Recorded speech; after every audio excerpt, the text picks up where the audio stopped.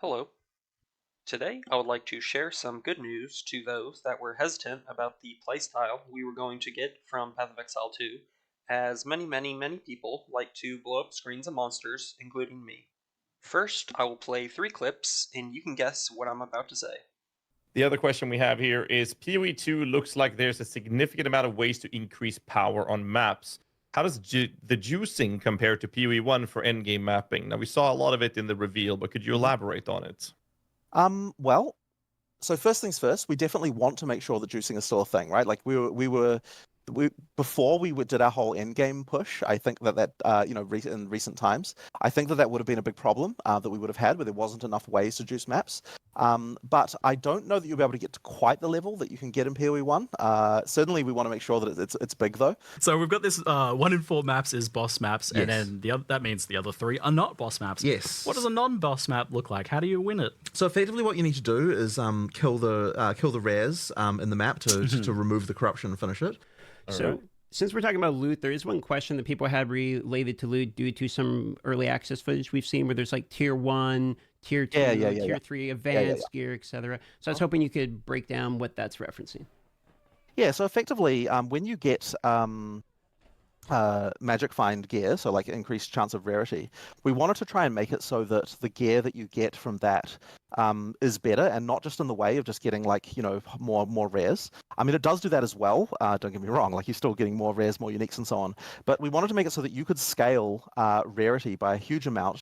So let's put all these ideas together. We are getting maps that can be juiced, which will dramatically increase the mob density. We can choose to run maps that don't contain a long boss fight. As for Magic Find, it seems like it may double dip in that you get more loot and better quality loot, which I am not a huge Magic Find person myself, but it is a way to maximize currency if you are looking to skip bosses and just want to kill screens of mobs.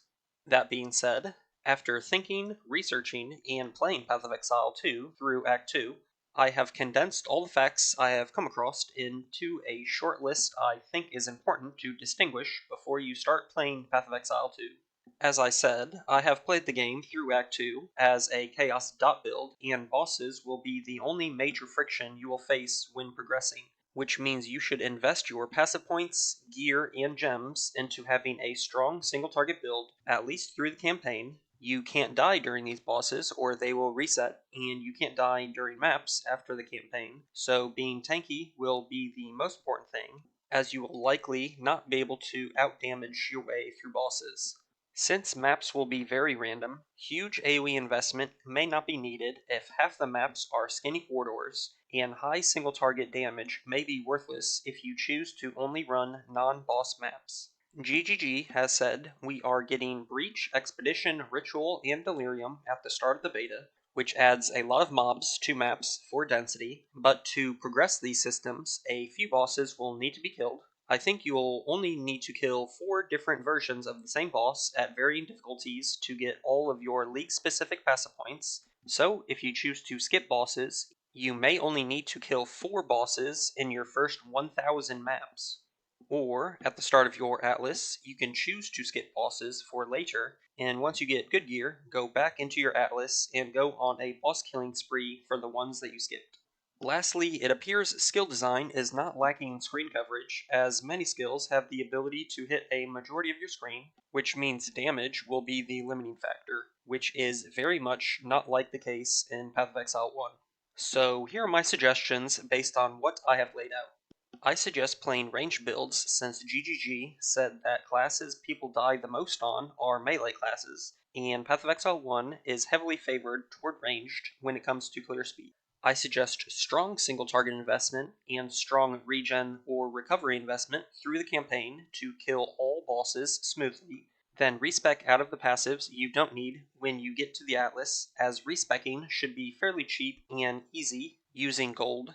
As for picking a skill, no one knows what skill will be strong or OP, but after playing Path of Exile for 10 years, I can suggest with a high degree of certainty that skills that can shotgun or have overlapping damage areas will be very strong.